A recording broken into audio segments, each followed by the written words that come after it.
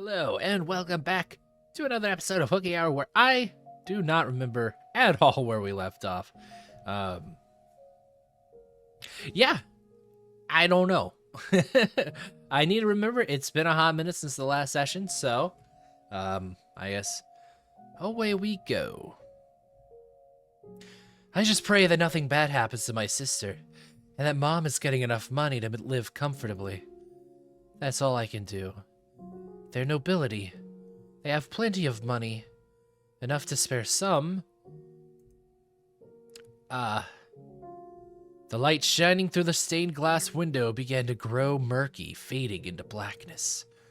It felt like a message from on high, that no, my prayers would not be answered. The bluish-white illumination shining down upon me disappeared as clouds blocked the moon. Oh, come on. You don't even want to look at a sullied woman like me? Oh, for heaven's sake. And we're asked to end up like this? Asked.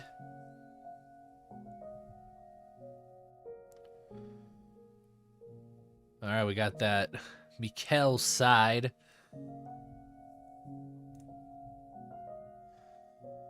Their nobility.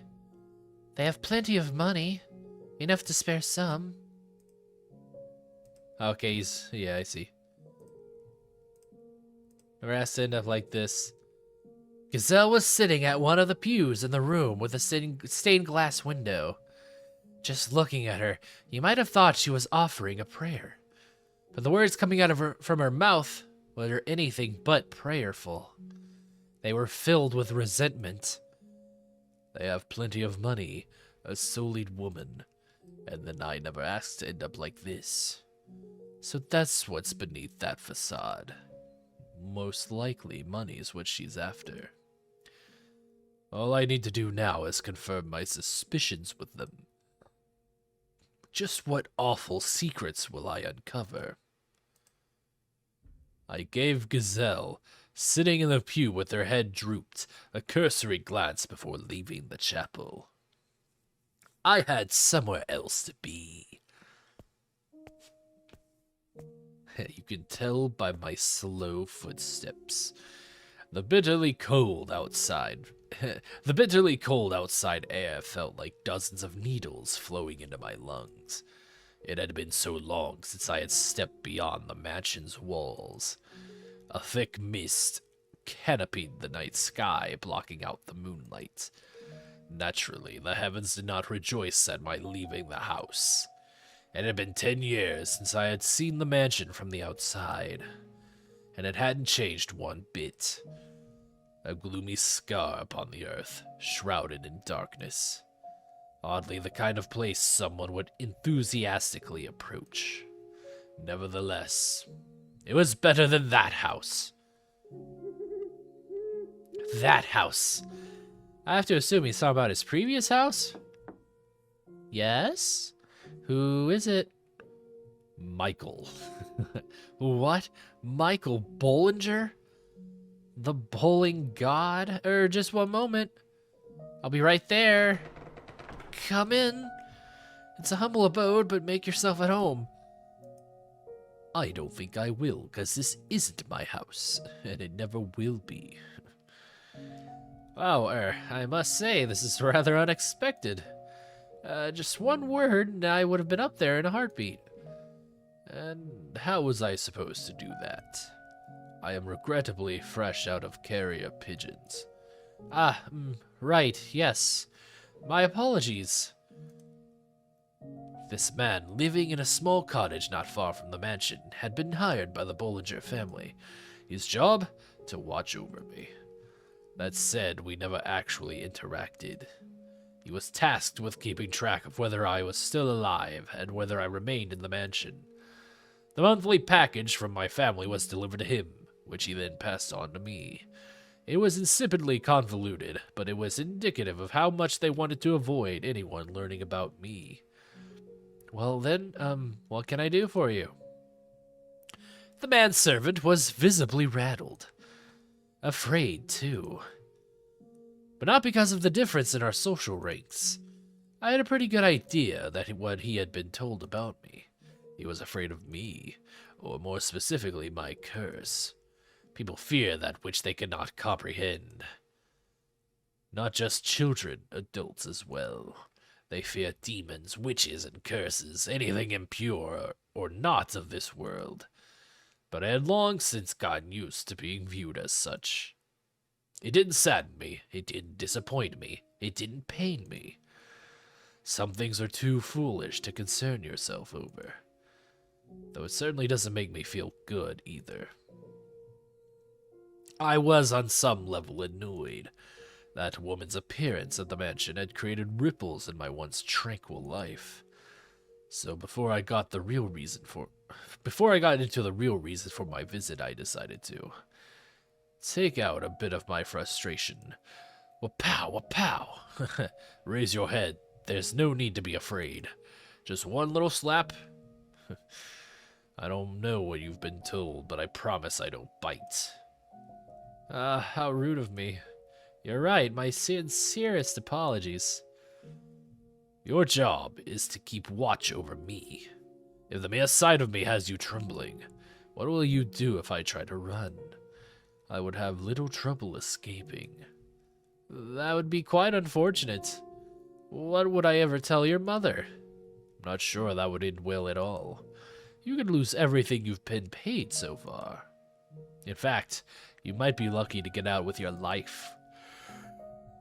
Or you go to bed. Either or. Surely you would not. Your mother would not. You are aware of who you're dealing with, right?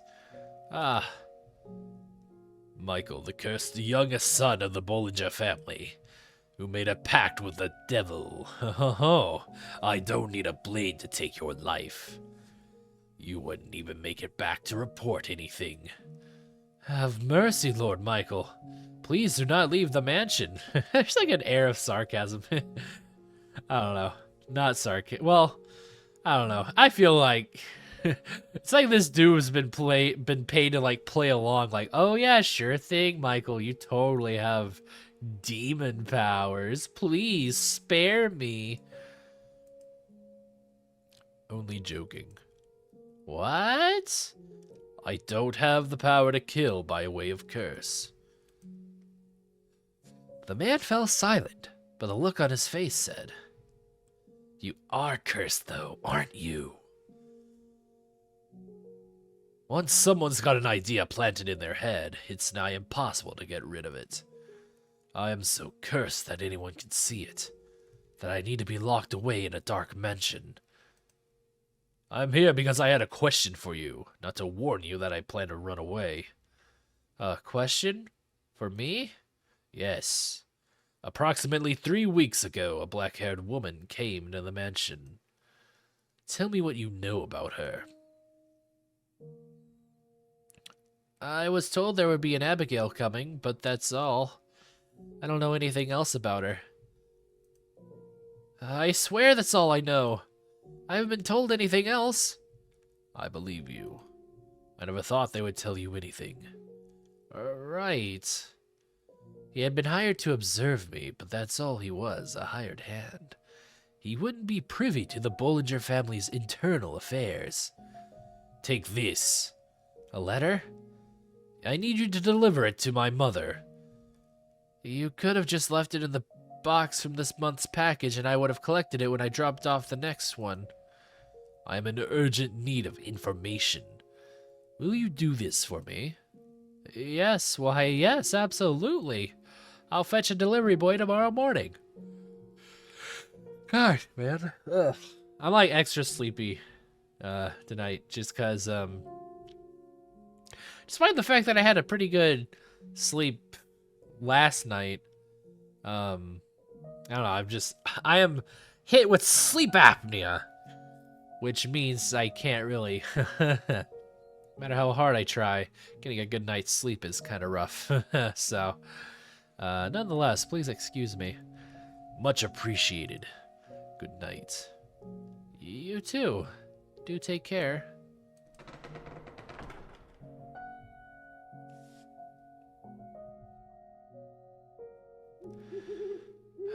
Lord Michael? Yes. Is it true that you don't have... that you don't have eyes? Would you like me to sew your mouth shut so you can never open it again?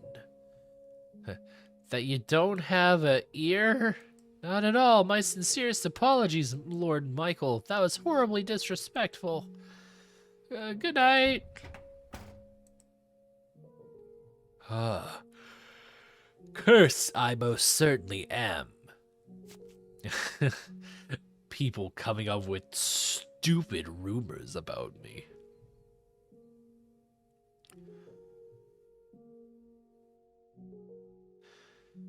My mother's response arrived just 10 days later. The delivery boy must have pushed his horse quite hard. It was almost exactly a month after Gazelle moved in.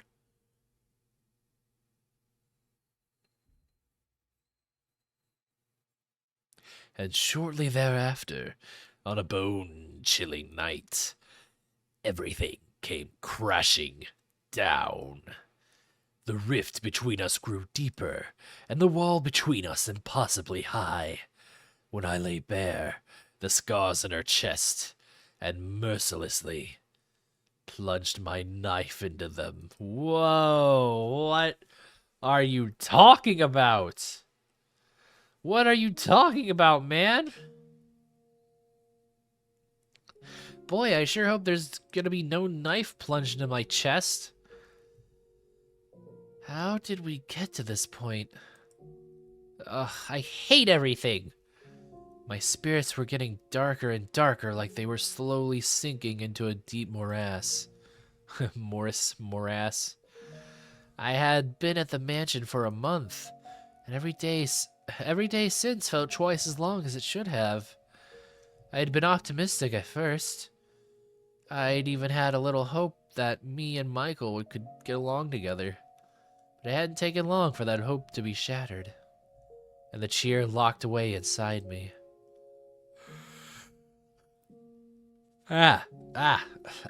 Stupid. Stop sleeping. Stop yawning. We lived in the same house, but we never spoke anymore. By the way, just to get off my chest, oh man, see, I hate it. I hate hearing people yawn like 5 to 6 times in a row, because then I just start yawning. And yet here I am just yawning throughout this whole freaking session. And it's gonna get worse because this is the first video of the week. Ha! On the few occasions we did cross paths, he just gave me a cold glare and nothing more. Scorn and suspicion is in his eyes. Whenever he looked at me like that, it felt as though my throat was being constricted, like I was deep underwater and running out of air. Like my very presence in the world was a crime. I could never have imagined just how agonizing constant rejection was. I started despising others, despising myself, despising the world. Convinced there was no one who could set me free.